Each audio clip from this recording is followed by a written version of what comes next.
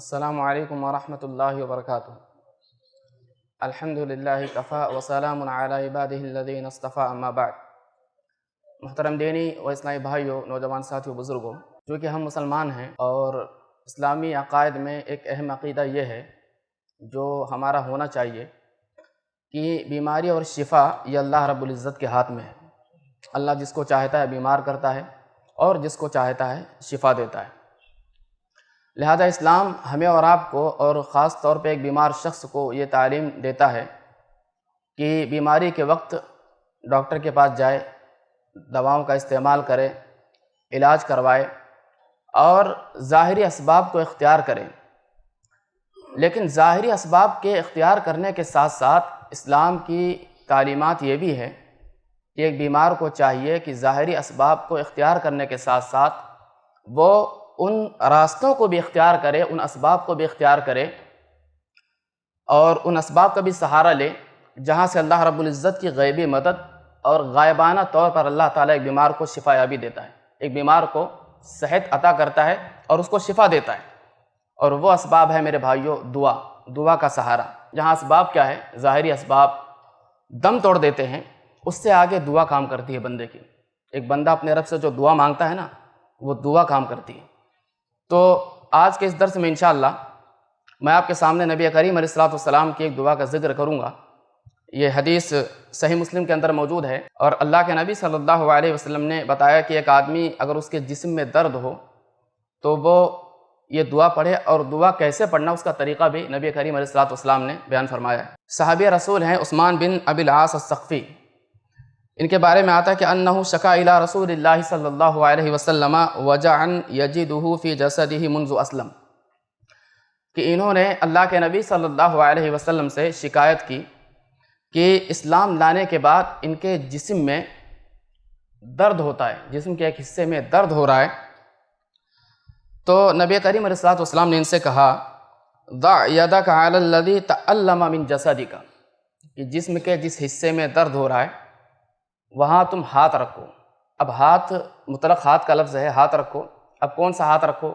ہم جانتے ہیں کہ سیدھا ہاتھ رکھنا ہے۔ نبی کریم علیہ الصلوۃ والسلام کی یہ تعلیم اللہ کے نبی کو پسند تھا کہ آپ کسی کام کا آغاز دائیں طرف سے اور کسی کام کو کرنا بھی دائیں ہاتھ سے پسند کرتے تھے۔ تو جہاں تک ممکن ہو دائیں ہاتھ رکھنا ہے۔ بعض دفعہ ایسا ہے کہ درد کہیں ایسی جگہ ہو جہاں دائیں ہاتھ رکھنا ممکن نہ ہو تو وہاں آدمی رکھ سکتا ہے۔ تو نبی کریم علیہ الصلوۃ والسلام نے کہا کہ جہاں درد ہو رہا ہے، جسم کے جس حصے پہ جہاں درد ہو رہا ہے وہاں ہاتھ رکھو۔ وقل بسم اللہ ثلاثا، وہاں ہاتھ رکھنے کے بعد کیا کرو؟ 3 دفعہ بسم اللہ کہو، بسم اللہ بسم اللہ بسم اللہ۔ وقل 7 مرات، 3 دفعہ بسم اللہ کہنے کے بعد 7 مرتبہ کہو۔ 7 مرتبہ کیا کہنا ہے؟ اعوذ باللہ وقدرتہ من شر ما اجد واحاذر، 3 مرتبہ بسم اللہ کہنا ہے، اس کے بعد 7 مرتبہ یہ دعا پڑھنی ہے۔ اعوذ باللہ، دعا کا ترجمہ دیکھتے ہیں۔ اعوذ باللہ وقدرتہ، کہ میں اللہ رب العزت اور اس کی قدرت کی پناہ میں آتا ہوں، یا میں اللہ اور اس کی قدرت کی پناہ مانگتا ہوں۔ کس بات سے؟ من شر ما اجد، جو چیز اپنے جسم کے اندر میں محسوس کر رہا ہوں، جو درد محسوس کر رہا ہوں، اس کے شر سے میں اللہ کی اور اس کے قدرت کی پناہ مانگتا ہوں۔ واحاذر، اور اس بات کے شر سے، یعنی اس درد کی وجہ سے میرے ذہن میں جو ڈاؤٹ چل رہے ہیں، جو وسوسہ پیدا ہو رہا ہے اور جو اندیشہ ہے، جو خوف پیدا ہو رہا ہے کہ یہ درد کہیں اس کی وجہ سے تو نہیں، جیسے ہوتا ہے نا جسم کے اندر کہیں درد ہوتا ہے، آدمی کے مختلف خیالات آتے ہیں کہ کینسر ہے کہ کیا ہے، کہ کون سی بیماری ہے، کیوں درد ہو رہا ہے، یہاں درد ہو رہا ہے تو کیوں ہو رہا ہے، بہت سارے وسوسے آتے ہیں۔ بعض دفعہ ایسا ہوتا ہے کہ انسان درد کی وجہ سے کم دکھی ہوتا ہے، بلکہ اس درد کی وجہ سے اس کے ذہن میں جو ڈاؤٹس ہوتے ہیں اور جو وسوسے ہوتے ہیں اس سے زیادہ پریشان ہوتا ہے۔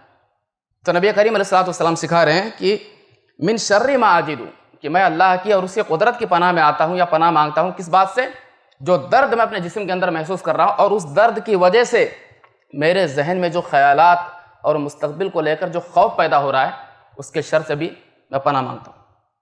تو یہ دعا ہے۔ دعا کا طریقہ نبی نے کیسے سکھایا کہ جہاں درد ہو وہاں ہاتھ رکھے، کندھے پہ درد ہے کندھے پہ ہاتھ رکھیے، اور اس کے بعد پھر 3 دفعہ بسم اللہ پڑھیے، اس کے بعد 7 دفعہ اعوذ باللہ وقدرتہ من شر ما اجد واحاذر، یہ دعا نبی کریم علیہ الصلوۃ والسلام نے اپنے صحابی کو سکھائی ہے، جو ہم کو کیا ہے اگر جسم میں کہیں درد ہے تو وہاں ہاتھ رکھنا چاہیے اور یہ دعا پڑھنا چاہیے۔ اللہ تعالیٰ ہمیں اور آپ کو جو ہے نبی کریم علیہ الصلوۃ والسلام کی سکھائی ہوئی دعاؤں کو بیماری کے وقت پڑھنے اور ہر وقت جو ہے ظاہری اسباب کے ساتھ ساتھ باطنی اسباب کو اختیار کرنے کی توفیق عطا فرمائے۔ آمین۔ السلام علیکم ورحمۃ اللہ وبرکاتہ۔